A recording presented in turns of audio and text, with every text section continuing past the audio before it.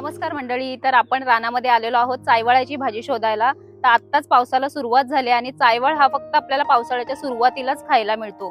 तर तुम्ही बघू शकता इथे चायवालाचे वेल आलेले आहेत. हा बघा, हा चायवालाचा वेल आहे. आता हे वेल आहेत ना, याचा कोवळा भागच आपल्याला तोडून असं घ्यायचा आहे. तर ही चायवळाची भाजी आपल्याला पावसाळ्याच्या सुरुवातीलाच करायची आहे. म्हणजे जेव्हा पावसाळ्याच्या सुरुवातीला कोवळे कोंब येतात ना, त्या कोवळ्या कोंबांचीच भाजी खूप चविष्ट लागते. त्यामुळे आपल्याला अशा कोवळ्या कोंबांचीच भाजी करायची. तर नॉर्मल आपण जशी पालेभाजी एखादी करतो ना, तशीच आपल्याला ही भाजी करायची. तर चला बघूया आज आपल्याला किती चायवळाची भाजी भेटते ते.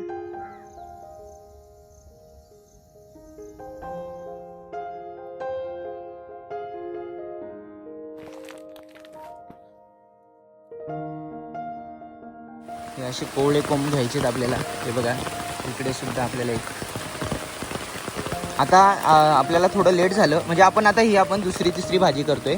याआधी पण आपण भाजी करून खाल्लेली आहे, पण मी तुम्हाला व्हिडिओमध्ये दाखवण्यासाठी आता हे वेल खूप मोठे झालेले आहेत आता. आणि पाऊस मध्ये जरा सुट्टीवर गेला होता, पण आता पुन्हा एकदा चांगल्या प्रकारे पाऊस चालू झाला आहे. आणि तर अशा प्रकारे आपल्याला ही खूप सारी अशी भाजी घ्यायची. आणि चायवालाची भाजी मी तुम्हाला पुढे व्हिडिओमध्ये दाखवतो कशा प्रकारे नॉर्मल ज्या पालेभाज्या बनवतो तशाच प्रकारे बनवून खायची असते. आणि त्याची औषधी गुणधर्म सुद्धा मी तुम्हाला पुढे सांगतो. तर मंडळी, चायवालाची ओळख हा सुद्धा एक महत्त्वाचा भाग आहे. जेव्हा आपण पावसाळ्याच्या सुरुवातीला चायवाल शोधायला जातो तेव्हा इझिली भेटून जातो, कारण की तो सर्वात पहिले बाहेर येतो, म्हणजे लवकरच बाहेर येतो. आणि जर जास्त पाऊस झाला तर बघू शकता, हे असे पानं असतात, त्याची मोठी पानं होतात, ज्याचे जिथून पानं वगैरे येतात ना, थोडेसे असे काटे असतात. आता तुम्ही भाजी निवडताना एकदम काटेकोरपणे काळजी घ्यायची आहे, कारण की वल्कांताचा वेल सुद्धा काहीसा असाच असतो. आणि तो जर तुम्ही त्या भाजीमध्ये चुकून घेतला तर तुमची भाजी पूर्ण कडू होईल. तर रानभाज्यांची ओळख हा सगळ्यात महत्त्वाचा मुद्दा आहे, मी तुम्हाला नेहमी सांगत असतो. तर रानभाज्या शोधताना किंवा आपण बाहेरून सुद्धा घेतो तर त्यांची ओळख करूनच घ्यायचं आहे.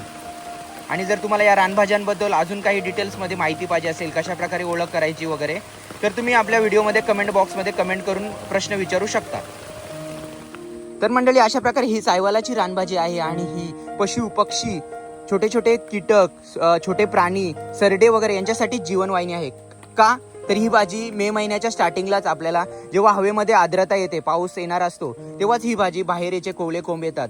आणि जेव्हा उन्हाळ्यामध्ये पाण्याची कमतरता असते जंगलामध्ये वगैरे, तेव्हा जे छोटे सरडे, कीटक, पक्षी, मुंग्या वगैरे, ते इन्सेक्ट वगैरे, तर ते हे याचे कोवळे कोंब खाऊन आपली तहान भागवत असतात. तर अशा प्रकारे ही खूप भारी भाजी आहे आणि खायला देखील तेवढी चविष्ट लागते. जेवढी आपण सुरुवातीला याचे कोवळे कोंब खाऊ तेवढे जास्त चविष्ट लागते. जसं जसं पावसाळ्यात येते त्याचे मोठे मोठे वेल होत जातात आणि तेव्हा ही खायला तेवढी चविष्ट लागत नाही.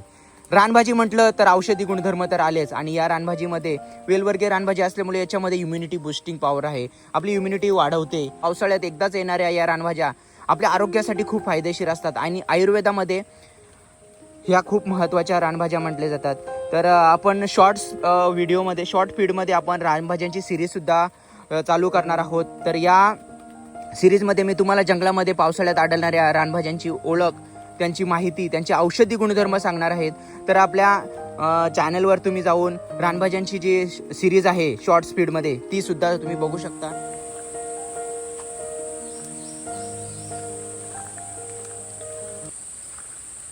नमस्कार मंडळी, आपण रानामध्ये जाऊन जे चायवळाचे कोंब आणले होते त्या चायवळाची भाजी मी तुम्हाला बनवून दाखवणार आहे.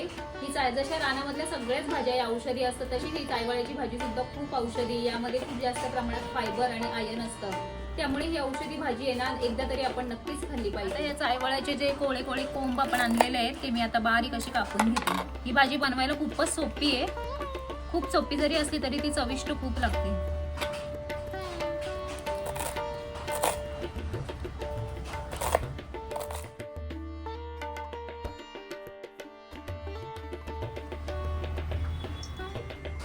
तेल आपलं गरम झालंय. आता यात ठेचलेलं लसूण घालते, त्यानंतर मिरची आपल्या आवडीप्रमाणे,